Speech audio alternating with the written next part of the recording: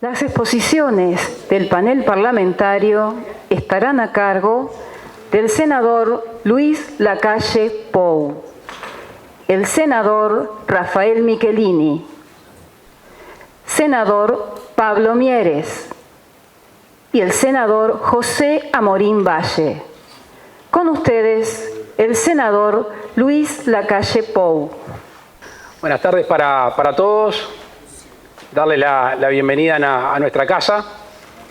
Agradecerle a la doctora Carmen Asiaín, a la amiga Carmen Asiaín. Se podrán imaginar muchos de ustedes, sobre todo los que conocen nuestro país, que aquí estos temas no son de discusión diaria.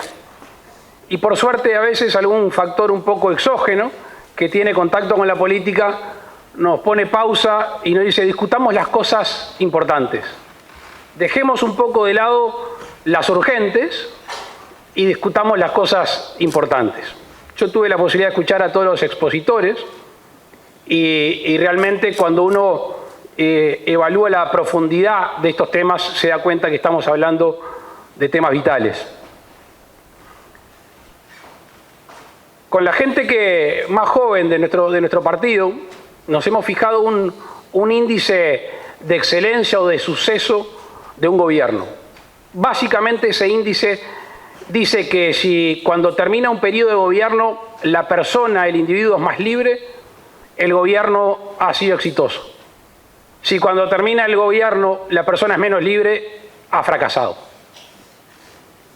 Y estamos hablando nada más ni nada menos que la libertad principal, la que nos da razón de ser, la que nos mueve en el mundo exterior.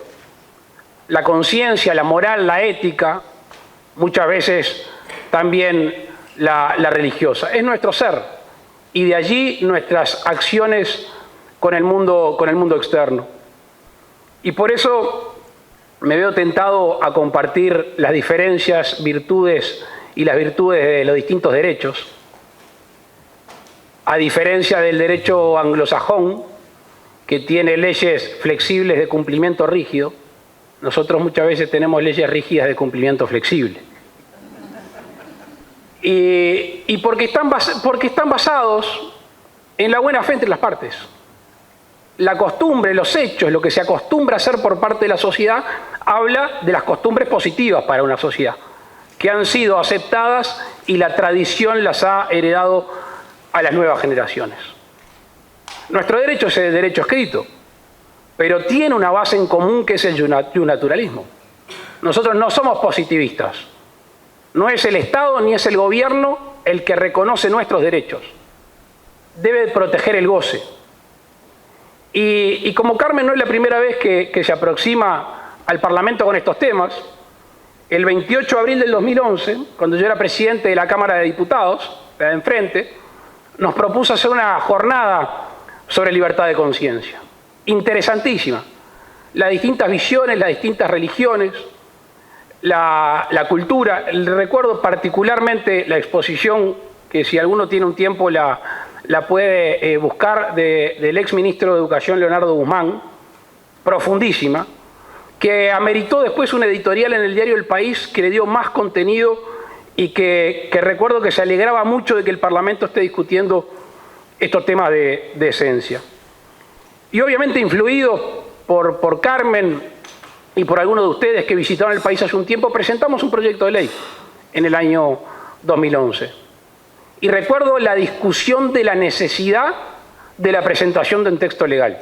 O sea, si en la pirámide de Kelsen tenemos nuestro fundamental contrato social, que es la Constitución, que ya reconoce, por ser naturalista en varios artículos, la libertad de conciencia, ¿por qué legislar?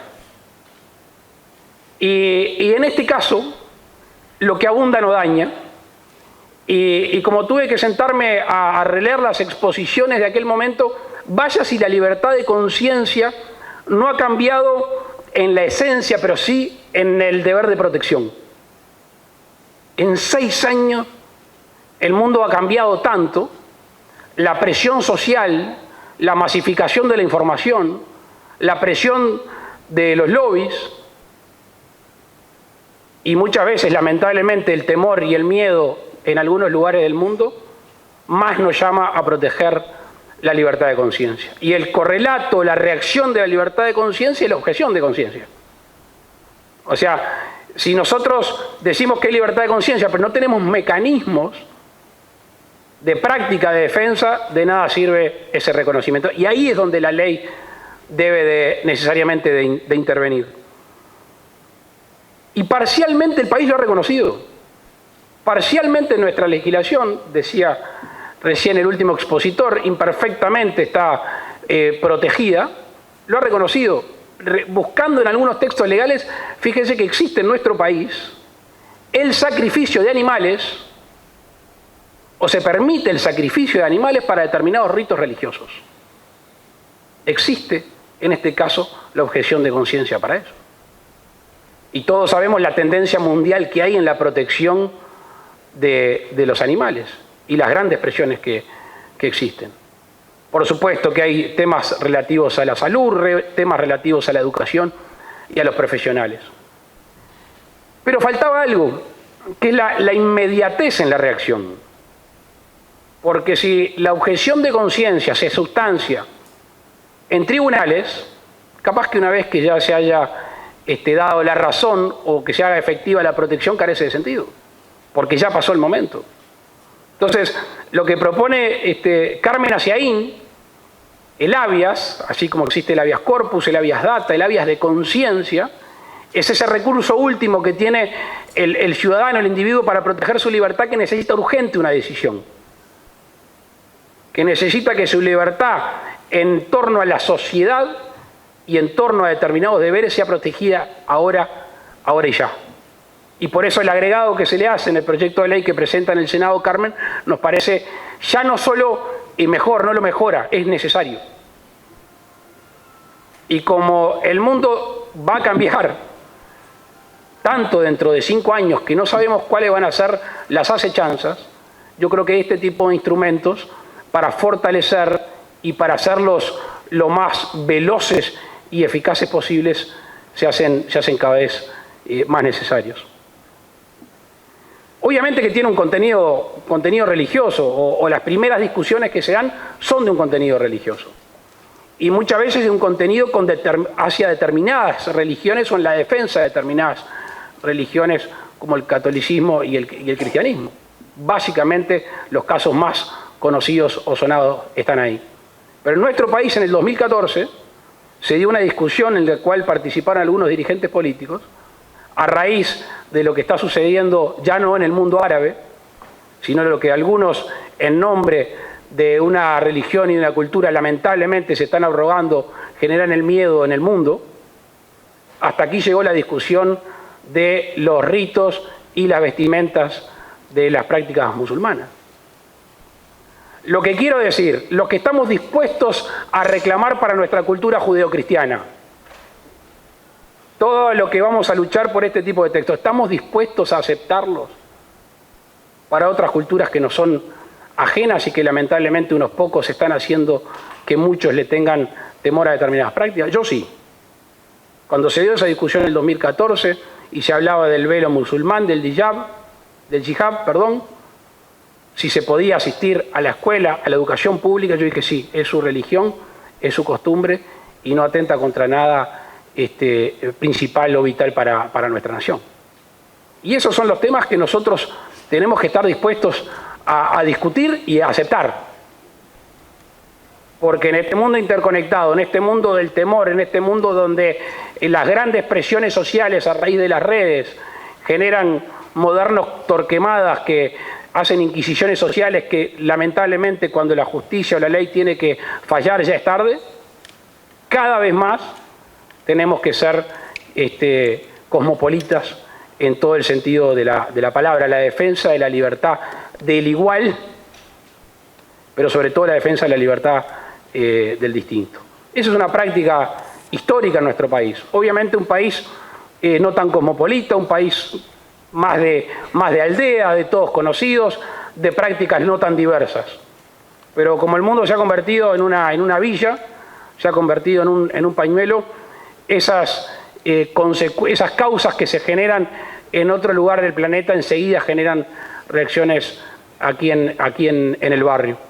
Así que, Carmen, muchas gracias una vez más por llamarnos a la responsabilidad de lo necesario y sacarnos un rato de lo urgente.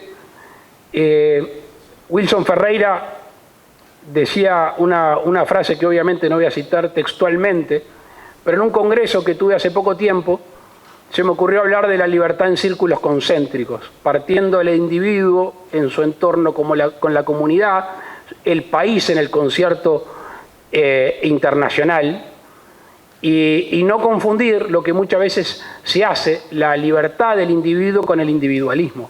Al revés, la suma de individuos con libertad es lo que hace una sociedad sana. Y Wilson Ferreira decía, al fin y al cabo, todo se trata de libertad. Y si todo se trata de libertad y la libertad de conciencia es la más importante, es la que más debemos proteger. Muchas gracias. A continuación, las exposiciones del panel académico de esta jornada, que está integrado por profesor Santiago Cañamares Arribas, doctor en Derecho por la Universidad Complutense de Madrid, secretario académico del Departamento de Derecho Eclesiástico de la Universidad Complutense, secretario de la Revista General de Derecho Canónico y Eclesiástico del Estado, profesor titular en Facultad de Derecho de la Universidad Complutense de Madrid, académico correspondiente de la Real Academia de Jurisprudencia y Legislación, miembro del ICLEARS, en sus siglas en inglés, Consorcio Internacional de Leyes y Estudios Religiosos, miembro del Consorcio Latinoamericano de Libertad Religiosa. Tiene la palabra el profesor Santiago Cañamares. Quiero, en primer lugar, agradecer al Consorcio Latinoamericano de Libertad Religiosa la oportunidad que me da de hablar ante este selecto auditorio, sobre todo en la persona de su presidenta, que hoy preside, como le corresponde, esta mesa parlamentaria. Y junto con mi agradecimiento, mi más sincera felicitación, no solo por la organización de este coloquio, sino por la iniciativa de crear una jornada parlamentaria que se pretende que sea de un intercambio fructífero de ideas entre los académicos y los políticos. Creo que está bien que los políticos escuchen a los académicos porque la perspectiva técnica muchas veces sirve para dar nuevas perspectivas a la solución de problemas. Y también es interesante que los académicos podamos recibir el feeling, las sensaciones de la ciudadanía a quienes representan en unas cuestiones tan trascendentes como las que se plantean en el ámbito del derecho y la religión. Me han pedido que hable, como antes se refirió la profesora Carmen Asiaín, al modelo de relaciones Iglesia-Estado que existe en la actualidad en España. Y naturalmente el modelo que tenemos en la actualidad es tributario de un proceso de evolución histórica. En España, en los inicios del constitucionalismo, en la Constitución de 1812, se establecía una confesionalidad católica. Se decía que el Estado, literalmente, la religión de la nación, decía, española, es y será perpetuamente la católica, apostólica romana, única verdadera. Decía, la nación la protege con leyes sabias y justas y prohíbe el ejercicio de cualquier otra. Las constituciones posteriores mantuvieron esta confesionalidad católica y la primera excepción se produjo con la Constitución de 1869, donde por primera vez se dice que no hay ninguna confesión oficial, aunque el Estado se comprometía a mantener el culto de la Iglesia Católica. Esta excepción duró poco, de la Constitución, ya digo, de 1869 hasta la Constitución de 1876, que es la más longeva que hemos tenido en la historia de nuestro constitucionalismo. Ahí se produjo una vuelta a la confesionalidad, que quedó superada con la entrada de la Segunda República Española en 1931, donde la Constitución propiamente decía que España es un Estado laico. No obstante, en esa Constitución, probablemente sepan, se contenía un reconocimiento dispar de la libertad religiosa, porque por una parte a nivel individual había un reconocimiento suficiente de esa libertad, pero a nivel colectivo se adivinaba un cierto resentimiento hacia la religión, en particular hacia la Iglesia Católica. Fíjense que la propia Constitución establecía la disolución de aquellas órdenes religiosas que, junto a los 3 votos canónicos tradicionales, tuvieran otro adicional de obediencia a autoridad distinta de la del Estado. dicho, digamos, en términos más claros, se establecía la disolución de la Compañía de Jesús.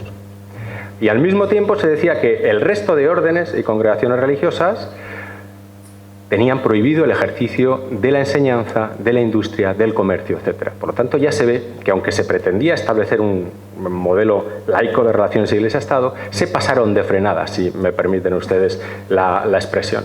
La vuelta a la confesionalidad católica tuvo lugar con la entrada de la dictadura franquista. De hecho, una de las leyes fundamentales, la ley de principios del movimiento nacional, establecía una confesionalidad material. Decía que toda la legislación del Estado debía inspirarse en la doctrina de la Iglesia Católica. Este sistema de confesionalidad quedó definitivamente superado con la entrada en vigor de la Constitución actual de 1908, en cuyo artículo 16 se reconoce, por una parte, la libertad religiosa a individuos y comunidades, y se establece también en el artículo 16, con una frase bastante lacónica, que ninguna confesión tendrá carácter oficial. Y muy interesante, ese mismo artículo 16.3 establece lo que se llama el principio de cooperación entre el Estado y las confesiones religiosas. Dice que los poderes públicos tendrán que tener en cuenta las creencias religiosas de la sociedad española para establecer relaciones de cooperación con la Iglesia Católica y las demás confesiones. Permítame que me refiera individualizadamente a cada uno de estos elementos: libertad religiosa, laicidad y cooperación. En lo que se refiere a la libertad religiosa, el Tribunal Constitucional ha tenido ocasión de referirse en múltiples ocasiones a su contenido. Y decía que la libertad religiosa tiene una doble dimensión. Una dimensión interna, que se corresponde con una esfera de autodeterminación individual frente al fenómeno religioso, directamente vinculado con la dignidad de la persona humana y con el libre desarrollo de la personalidad. Pero junto a esa dimensión interna, decía el Constitucional, hay también una dimensión externa, que permite al individuo y a las confesiones comportarse y conducirse en la vida pública conforme a sus propias convicciones, sin injerencias por parte del Estado o de otros grupos sociales. Este artículo 16 de la Constitución, donde se reconoce la libertad religiosa, fue desarrollado a través de una ley orgánica, la Ley Orgánica de Libertad Religiosa, del año 1980. Se trata de una ley bastante prestigiosa, tanto a nivel interno, nacional, como a nivel internacional, si me lo permiten. A nivel interno, el éxito de esta norma le viene precisamente del amplio consenso con el que se consiguió su aprobación, con ningún voto en contra y solamente 4 abstenciones. Y otro de los puntos fuertes de esta norma es una ley brevísima de 8 artículos, es que es lo suficientemente amplia como para que se permita la adaptación a las distintas circunstancias que van sobreviniendo en materia del libre ejercicio de la religión. Y en el ámbito internacional, el prestigio le viene porque ha sido modelo también para otras leyes similares en países europeos, latinoamericanos y de Europa del Este. La ley, por ejemplo, portuguesa de libertad religiosa es bastante similar o claramente está inspirada en la española. También en regímenes de países del Este, una vez que superaron el comunismo, se inspiraron de alguna manera también en la legislación española.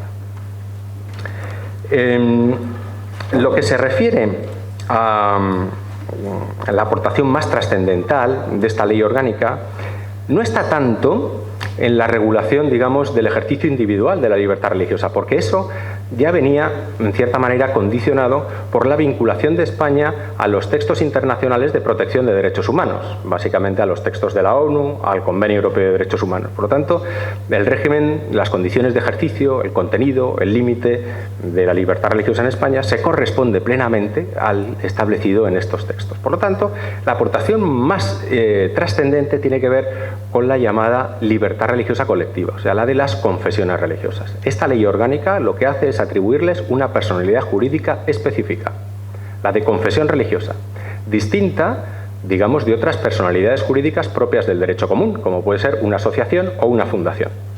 Uno puede decir, bueno, ¿y por qué el legislador orgánico decidió dar a las confesiones religiosas un tratamiento o una personalidad distinta a la de una asociación o una fundación? Bueno, desde mi punto de vista, por lo menos conceptualmente, una confesión religiosa es distinta a Peñarol, por ejemplo, uno de los equipos de fútbol más emblemáticos que tiene este país. O nacional, para que poner... Exacto. Ya se ve que una confesión religiosa es algo distinto a una asociación. Y el Tribunal Constitucional Español dijo que dentro de la ordenación constitucional española, las confesiones religiosas que se reconocen en el artículo 16 no se identifican necesariamente con las asociaciones que reconoce la Constitución en el artículo 22. Por lo tanto, se justifica, digamos, ese distinto tratamiento jurídico. En el ámbito del Convenio Europeo de Derechos Humanos, el Tribunal Europeo ha remarcado en distintas ocasiones que la negativa de un Estado a reconocer personalidad jurídica, cualesquiera sean sus rasgos, a una confesión religiosa supone una vulneración de dos derechos fundamentales, del derecho de libertad religiosa y del derecho de asociación. Pero es que además el juego conjunto de estos artículos, libertad religiosa y derecho de asociación, cuando se unen, plantean una sinergia bastante particular. Y es que uno de los aspectos básicos de esta personalidad jurídica es la autonomía de las iglesias frente al Estado. De modo que cualquier injerencia del Estado en la vida interna de las confesiones religiosas se traduce, según el Tribunal de Estrasburgo, en una limitación también de los derechos individuales de sus fieles. En lo que se refiere a la laicidad, ya les he dicho que la Constitución reconoce, no con ese término, en el artículo 16, la aconfesionalidad o la neutralidad religiosa del Estado. La doctrina española relevante ha escrito ríos de tinta acerca de cuál puede ser el contenido, los perfiles, los matices de la laicidad. Y creo que sería inabarcable tratar de darles cuenta de cada una de las aportaciones. Pero más realista es extractar de alguna manera la doctrina de nuestro Tribunal Constitucional sobre la laicidad. El Tribunal Constitucional ha dicho que la laicidad supone sobre todo dos cosas. En primer lugar, que es garantía de la libertad religiosa de todos. Quiero decir, que el Estado se declare laico se justifica para garantizar que todos los ciudadanos y todas las confesiones, independientemente de su credo, estén en la misma situación para ejercer su derecho de libertad religiosa. Por eso se dice que la laicidad es garantía de la libertad religiosa de todos. Pero además, el Tribunal Constitucional ha dicho que la laicidad debe interpretarse en clave positiva. Esto es, no como una indiferencia del Estado frente al fenómeno religioso, sino como una actitud positiva, que supone remover obstáculos que impidan o dificulten el ejercicio en plenitud del derecho de libertad religiosa por parte de los individuos y de los grupos. Por eso, se deben rechazar todas esas interpretaciones de la laicidad que la entienden como una ausencia de cualquier manifestación religiosa en el ámbito público. Lo que prohíbe la laicidad no es que, digamos, un libre mercado de confesiones, de ideas, de doctrinas religiosas en el ámbito público, sino que lo que prohíbe es que el Estado se identifique con una o con varias opciones religiosas en concreto, que es muy distinto a que en el ámbito público no pueda haber ninguna manifestación religiosa. Dentro de nuestro constitucionalismo, quizá uno de los elementos más destacados de esa laicidad en términos positivos sea el principio de cooperación entre el Estado y las confesiones que se consagra en la Constitución. Y esa cooperación se ha articulado a través de distintas formas y una de ellas, muy trascendente, es a través de la firma de acuerdos de cooperación. Para eso, las confesiones religiosas tienen que tener reconocido el notorio arraigo en España. O sea, no todas las confesiones religiosas pueden llegar a firmar acuerdos de cooperación, sino solo algunas que por su ámbito y número de creyentes están suficientemente arraigadas en el ámbito social, político y jurídico español. Quizá por eso, porque no todas las confesiones tienen la posibilidad de firmar acuerdos con el Estado, desde algún sector doctrinal minoritario se ha defendido la necesidad de prescindir de estos instrumentos, de estos acuerdos de cooperación, por entender que podían dar lugar a discriminaciones entre unas y otras confesiones religiosas. Principalmente entendían que los acuerdos de cooperación son un sistema para privilegiar a la Iglesia Católica frente a otras confesiones religiosas. En el derecho español tienen firmado acuerdo de cooperación no solo la Iglesia Católica, sino también judíos, protestantes y musulmanes. Hay otras confesiones que tienen notorio arraigo, pero que todavía el Estado no ha firmado acuerdo con ellas. Porque el reconocimiento del notorio arraigo no da derecho a una confesión religiosa a pedir al Estado la firma de un acuerdo, sino que sigue siendo una cuestión de oportunidad o de política legislativa. Ahora bien, aquí también se involucran las cuestiones de igualdad religiosa. El Tribunal Europeo de Derechos Humanos, en una interesante sentencia del año 2010, Savez Kraka contra Croacia, vino a decir que no afecta para nada al principio de igualdad religiosa el que un Estado pueda establecer acuerdos de cooperación con confesiones religiosas en concreto, siempre y cuando esa regulación específica esté justificada y sea proporcional a los objetivos perseguidos. Y de la misma manera, decía, no se conculca la igualdad religiosa por el hecho de que se firme con unas sí y con otras no, siempre y cuando se pueda, digamos, apreciar que existe una causa objetiva y razonable para esa diferencia de tratamiento jurídico. Por lo tanto, no sé si me queda mucho tiempo, pero tratando ya de concluir, les diría que si tenemos que hacer una síntesis del modelo constitucional español de relaciones Iglesia-Estado, podemos decir que la laicidad es entendida no como un freno al ejercicio de la libertad religiosa, sino todo lo contrario. Digamos que un principio de organización del Estado, como la laicidad, tiene que estar al servicio de los ciudadanos, al libre ejercicio de la religión por parte de los ciudadanos, pero no a la inversa. La libertad religiosa de los ciudadanos y de las confesiones no tiene que estar al servicio del principio de laicidad. Por decirlo en palabras de un constitucionalista norteamericano, William McLaughlin, decía que la laicidad no está para hacer libres a los ciudadanos de la religión, sino para hacerles oficialmente libres para su práctica. A lo largo de estos casi 40 años de democracia y de régimen constitucional, se puede decir, si me permiten la licencia poética, que el modelo de relaciones Iglesia-Estado en España se asemeja a un árbol vivo, que ha producido, junto a abundantes y jugosos frutos, también madera seca. Porque a lo largo de estos años también se han detectado algunas imprecisiones que se han ido corrigiendo. Por ejemplo, se ha sometido a procedimiento administrativo el reconocimiento del notorio arraigo de las confesiones religiosas. Antes era una decisión discrecional de la Administración, ni siquiera se motivaba. Por lo tanto, era muy difícil valorar en qué medida esa decisión, reconociendo el notorio arraigo a una confesión religiosa o no, infringía el principio de igualdad religiosa. Por lo tanto, ha habido cuestiones que se han ido mejorando. Todavía otras quedan pendientes. Frente a esto, los radicales de todos los tiempos lo que plantean es talar el árbol y pasar a un modelo distinto de relaciones Iglesia-Estado. Los conservaduristas o conservacionistas de todos los tiempos lo que defienden es no tocar el árbol, dejarlo tal cual, con los frutos sabrosos y espléndidos y la madera seca. Pero hay también una solución intermedia, que es talar el árbol, de modo que conserve el tronco y pueda seguir en los años venideros dando todavía mejores frutos. Nada más y muchas gracias.